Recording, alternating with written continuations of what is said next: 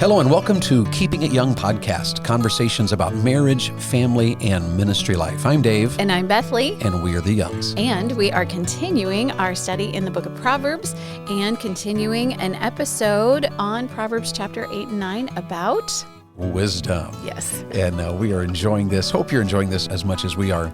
The thing about these two chapters are they are almost philosophical, and we're so used to doing practical. That's true. This one has thrown me a little bit. We're like this is how you train. This is, do this about this problem and handle this situation. But in these two verses, Solomon is laying out truths about wisdom. He wants us to meditate on what it is.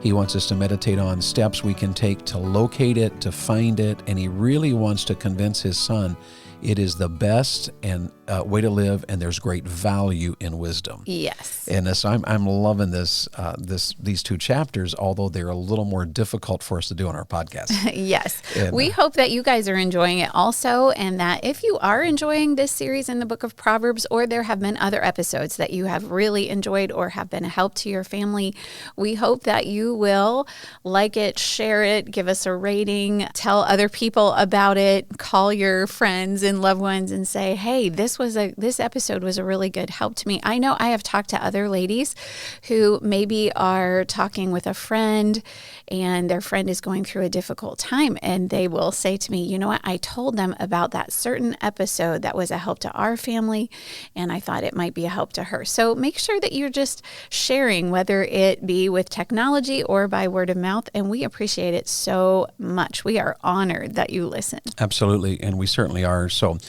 remember, you can reach out to us anytime as well. So maybe you have a definition of wisdom you'd like to share with us. Oh, yes. And please send that to us. And for you that use our microphone recording at the keepingityoungpodcast.com website, the microphone is on the lower right-hand corner of the opening page. If you use that, remember, if you don't fill in all the information, we have had quite a few, comments or things that were sent to us, but there's no connection about who it is. So we have no way to respond because we don't get an email. Or there's not an email address so that we can respond to you. And we don't get a name. So seriously, maybe when you're recording, just tell us who you are. If maybe it's just a comment you want us to hear, but go ahead and let us know who you are. We like to know who's leaving a message. And if we don't know you, maybe just take a word or two to tell us, who you are, so we can feel like we know you a little better. And then if you are able to, if you would like a reply, you have to send us an email along with that recording. True. And so I hope you'll do that as well. But let's get started here and jump into Proverbs 8 and 9 again. And we read verses 1 through 4 last week, and verses 5, 6, and 7. These are loaded verses. Why don't you read verses 5 through verse 11? And let's get started today in Proverbs 8, starting in verse 5 down through verse 11. O ye simple, understand wisdom, and ye fools, be ye of an understanding heart. Hear, for I will speak of excellent things, and the opening of my lips shall be right things. For my mouth shall speak truth, and wickedness is an abomination to my lips. All the words of my mouth are in righteousness. There is nothing froward or perverse in them. They are all plain to him that understandeth, and right to them that find knowledge. Receive my instruction, and not silver, and knowledge rather than choice gold. For wisdom is better than rubies, and all the things that may be desired are not to be compared to it. Now, those are wonderful words. These are just wonderful words, because what's happening here is Solomon is writing these words, and there's a sense in which Solomon is reminding his son to make wise decisions. Literally, in the way that he's writing it, wisdom is reminding his son to make wise decisions. It's wisdom itself talking to his son. And I don't want to go overboard on that, but I think it's absolutely wonderful how much God loves our children. And he entrusts them to us. We're the one responsible to train their hearts, to train their thoughts, to train their emotions. It's our job to protect them from all the evils of this world, and we don't want to be legalistic about it. We don't want to live by the letter of the law, because the letter of the law kills. Right. We want to have a loving, close relationship to our children. Mm-hmm. We want them to enjoy life, because the Bible says God gives us richly all things to enjoy, but we want our children to fiercely know right, and fiercely do right, and fiercely stand for right in the culture where we live. And I use the word fiercely. And that takes wisdom. It does. And so I love this here, because One of the things I think you could sum these verses up, verses 5 through 11, is do a wisdom check. And remember that? Remember that phrase? We do. Where did we learn that? We learned it from college friends. Our paths crossed sometime when all of our children were little. They have several children, and we, of course, have 5. And I don't remember how the circumstance of where our paths crossed, but they did. And we heard them say to their children, they were just being children, but sometimes you want to keep them safe. All the time you want to keep them safe. And sometimes in their childishness, they can get themselves in danger. And so the parents were saying, hey, do a wisdom check.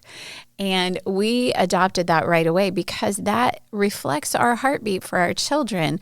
We don't want to have to constantly be with them saying, oh, don't do that. Okay, do this, do it this way. You don't want your children to be little robots. You want them to learn wisdom on their own. And so that as a parent saying, hey, do a wisdom check, it makes them stop and think, okay, what am I doing that I probably should not be doing right now? And then as they grow older, those words can stay with them as they're reading through Proverbs on their own. I need to do a wisdom check here, Lord. Yeah. And it's a wonderful thing when we look at some situation and we're like, this would not be the wise way to handle this. Yes. That's spiritual success. Yes. When the Spirit of God can lead us to say, that's not wise. So right. I can't do that. I shouldn't do that. I should not respond that way. Right. And it can happen right in real time. You can be having a conversation and you're about to open your mouth and say something that may be hurtful or offensive. It may just be straight up gossip that you're about to share. And the Spirit of God will say, you need to do a wisdom check. Yeah, that's so good. If we heed it, it saves us a lot of trouble. So here's the 3 things Solomon, wisdom literally is saying to Solomon's son, 3 things.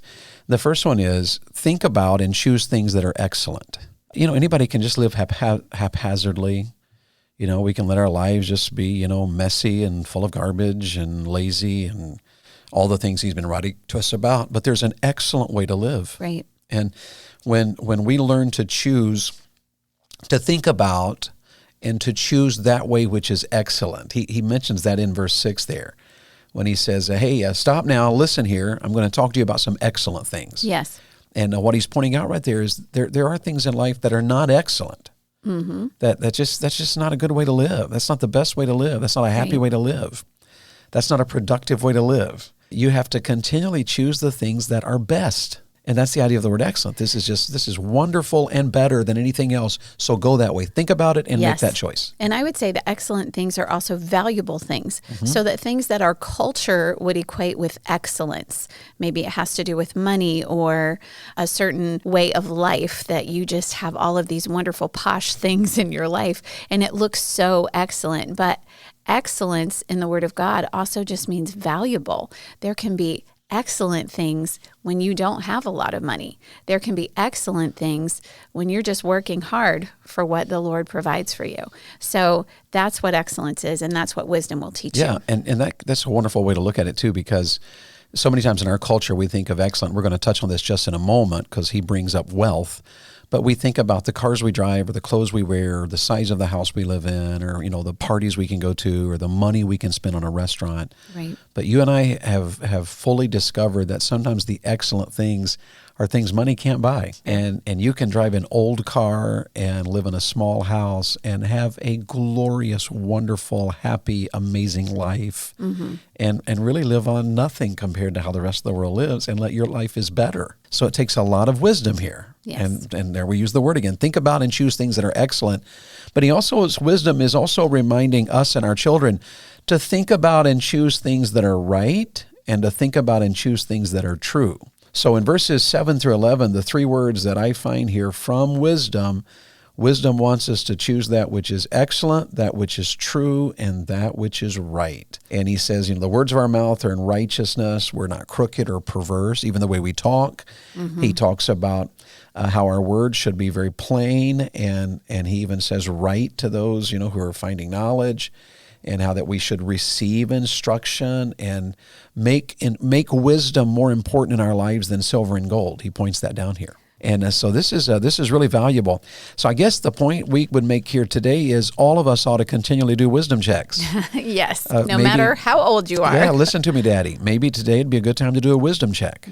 Are you living in such a way that it's valuable to your family and your children and your marriage and your future? And how many times do we know? I know so many times we hear testimonies in our meetings about pray for our children, pray for our son or our daughter.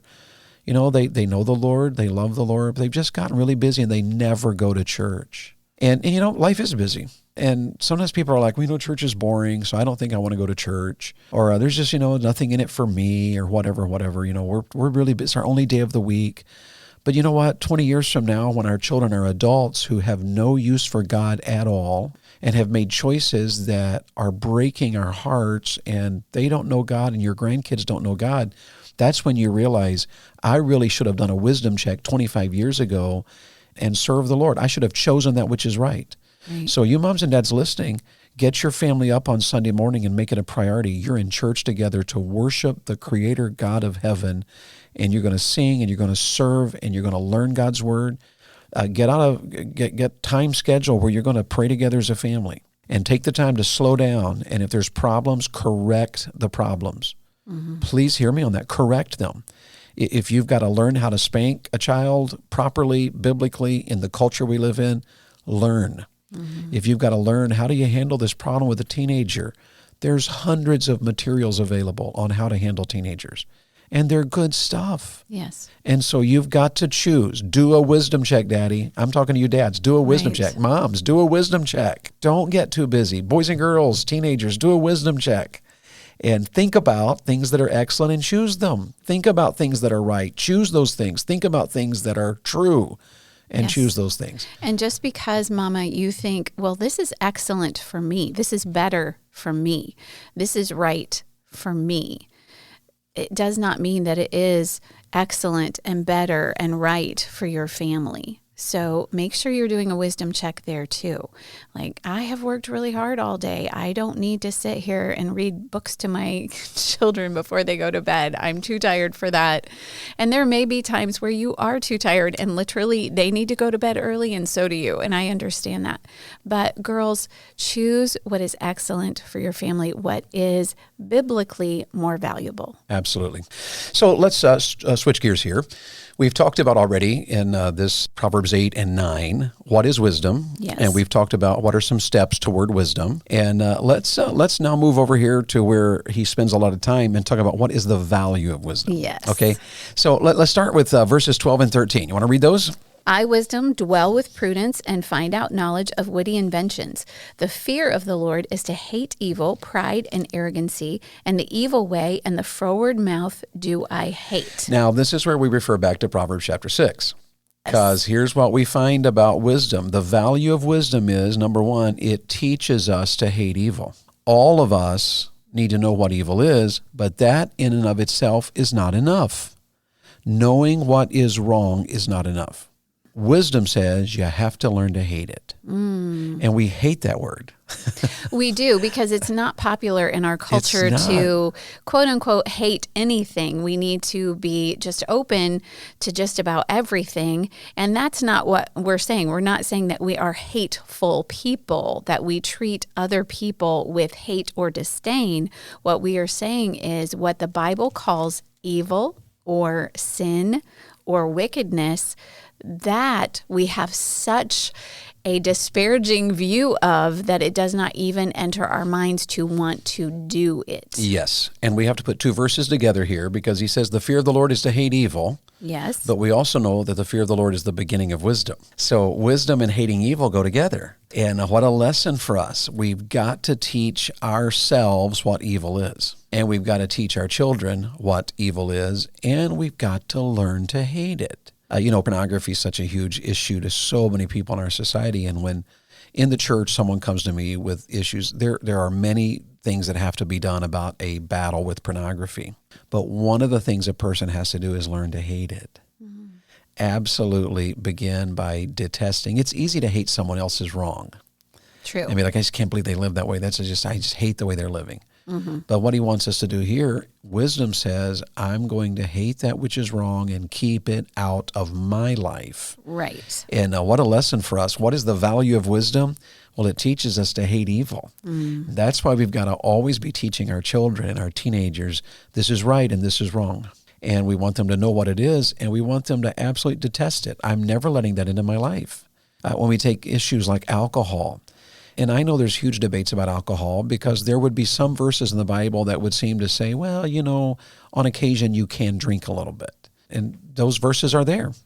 But at the same time, there are dozens of verses that teach us, you know what? You shouldn't give alcohol to your neighbor because that'll bring a curse. Right. Woe to you. And you shouldn't linger at it. You shouldn't look at it. And you shouldn't, if you're deceived by it, you think you can handle it, you're not wise. And what we've got to do in all the issues of life, whether it's, vaping, that's a big one in our culture. Vaping, well, it's not. And now they're proving that vaping is more dangerous to your health than smoking.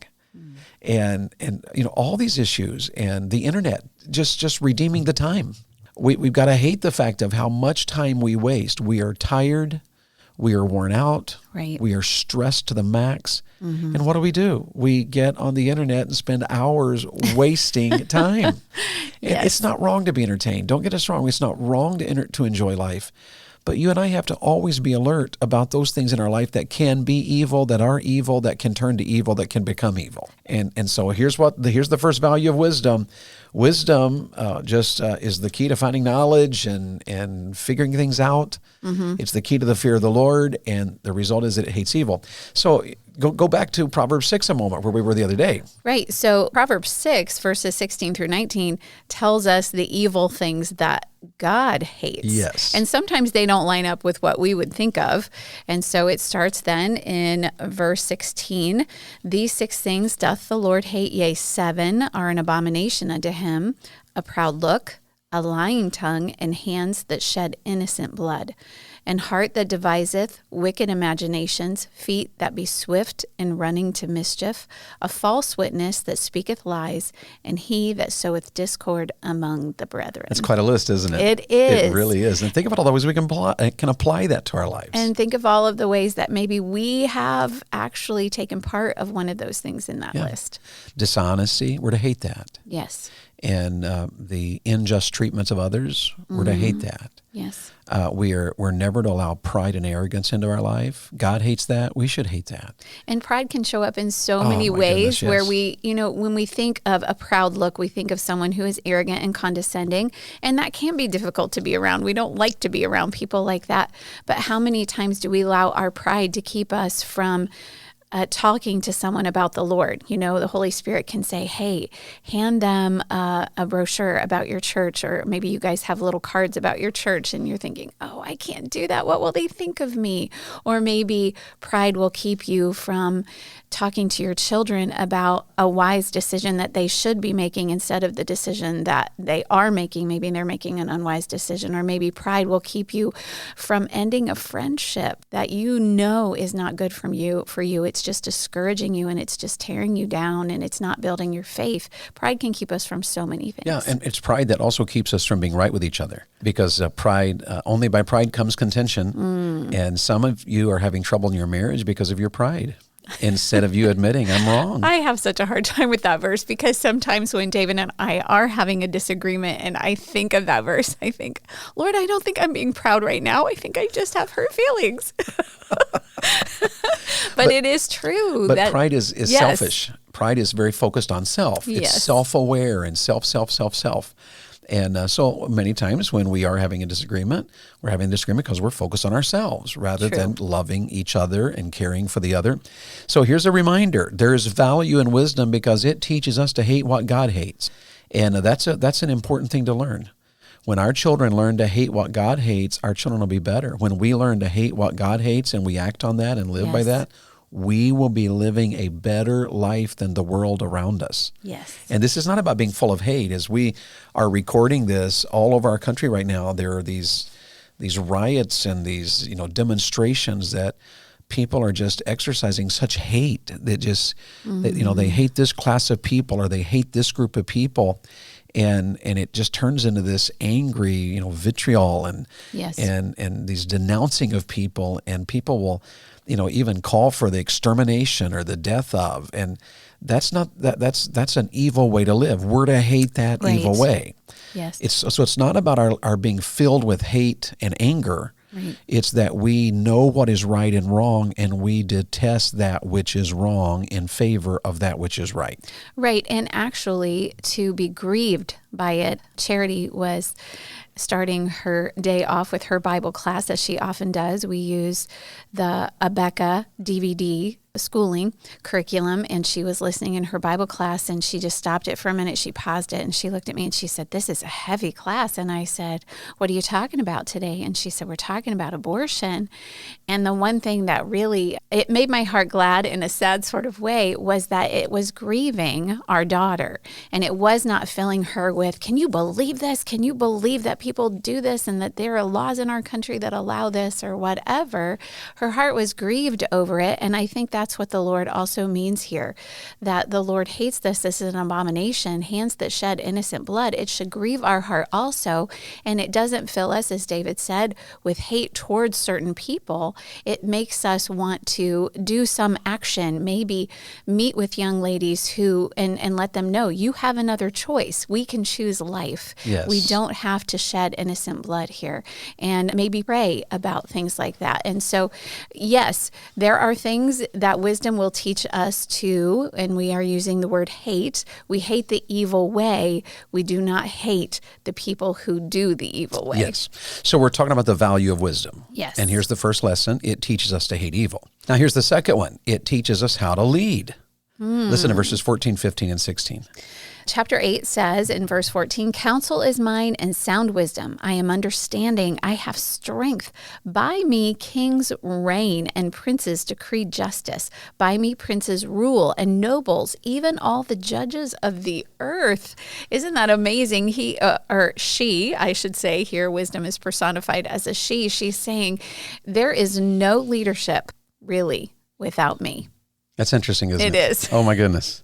So here's the whole deal. All of us are called in some way or another to lead. And here's the value of wisdom. It teaches us how to do that. We wanted our boys to be men. Yes. We wanted them to lead. And teaching our boys right and wrong, and teaching them about God, and showing them the right decisions to make. That's Absolutely. excellent. Those things that are excellent, those things that are true, those things that are right. Yes. What does wisdom do?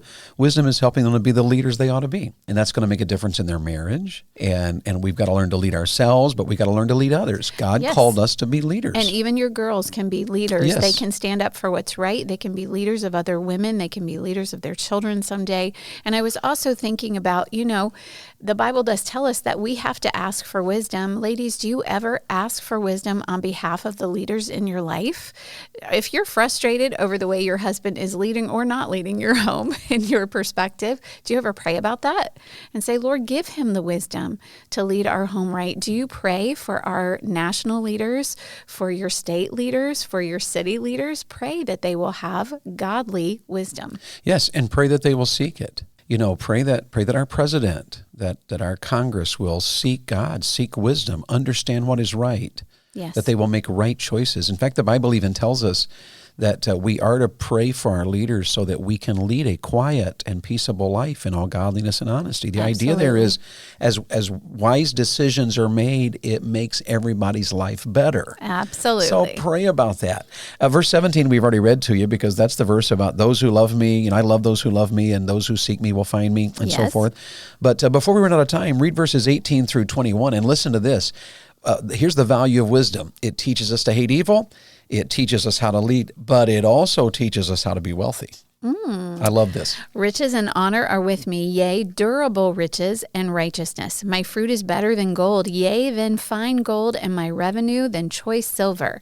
I lead in the way of righteousness in the midst of the paths of justice, that I may cause those that love me to inherit substance, and I will fill their treasures. That idea of the word substance in that last verse there is the idea of wealth.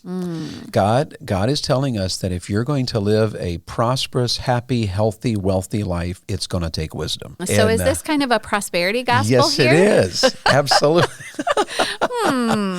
This is not about the gospel at all. It's about living a life of wisdom. Yes. And wealth is so tricky in our society. My goodness, we think of the word, Musk. Elon Musk and the billions of dollars that he is worth, or Bezos or Gates or even Donald Trump. Right. We were all enamored by the idea that in one day recently his worth went up like $4 billion. We can even wrap our minds around that. Right. We'd be happy for ours to go up like $400. Yes. and so wealth is tricky in our society. The idea of influencers. Yes. The social media influencers and all that they're all about, and the things that they learn, and the things they're trying to do to entertain so they can make money. We want to make money and have wealth doing nothing or just having fun. Right. And that's what Instagram influencers have taught us, that you can just make a fun reel. And I realize that there is some creativity that goes into that and time that goes into that. But they want us to believe you can just have fun and make all kinds of money. But what the Word of God is saying is you need wisdom if you are going to accumulate some substance. And maybe the way to end this today is to remember this truth. Wealth is not only tricky, wealth is more than money. And that's one of the points he's making here, because riches and honor go together. They're to endure as righteousness. They're to have a fruit. Wisdom has a fruit that is better than gold, even the best of gold and the best of silver. The way of righteousness, the paths of justice. What all is he saying here is that wealth is more than money. Listen, moms and dads, grandfathers, grandmothers, listen, wealth is more than money. It's family. If you have all the money in the world, but you lose your children, I'm telling you, friends, it's not going to be worth it. If you have the biggest house in the neighborhood, but your children are not well spiritually or even financially or even relationally, their marriages are falling apart someday, their children aren't doing well, there's not enough money in the world to overcome that. And so Solomon is letting us know here, you need wisdom because it is true wealth. Wisdom brings true wealth. You can find that in family. You can find that in life satisfaction. Yes. There's a ton of wealthy people who are just miserable. Yes. And no reason for that. It's found in genuine relationships. There we go again to the social media, because social media has damaged relationships. We think we're close to people because we watch them on an internet or on an Instagram reel. Maybe if we knew them in real life, we'd find out they're jerks and we don't even like being around them. Their life's a mess. Their homes are a mess. Their lives are falling apart. Right. Well, he's reminding us there's more to wealth than money. And wisdom can teach our children that. We want our children to have a good life, not a wealth-filled, prosperous life. And so this is not a prosperity gospel. This is a way to live that makes life worth living. Well, it teaches you what those excellent things are, those valuable things that are better than silver, gold, rubies, diamonds, all of Absolutely. the things. Well, my goodness, we're out of time again. And so maybe one more session on Proverbs 8 and 9 can help us to finish up. But what we're going to learn next week is one more truth he lays out for us, how that wisdom, the value of wisdom. And then he lays out for us in chapter 8 how that God and wisdom are interchangeable, and how wisdom is God and is with God and all of that. And then we're going to step into Proverbs 9 and take just a little while to discuss wisdom versus folly. And our time will be gone in Proverbs 8 and 9. And then we're going to get to chapter 10, which begins the series of just lesson after lesson about, all right, think about this. And he just over and over, one thing after another. Comparison and contrast. Yes, and it's just absolutely beautiful. All right, a final word for our audience? I don't think so. I think we can pick it up next time. Absolutely. Well, have a wonderful week ahead. Thank you for joining us here at Keeping It Young Podcast. And remember to like, share, to leave us a rating if you're so inclined. And whatever else you do this week, we hope all of you will serve the Lord with gladness. The Keeping It Young Podcast is a Bax 5 Media production.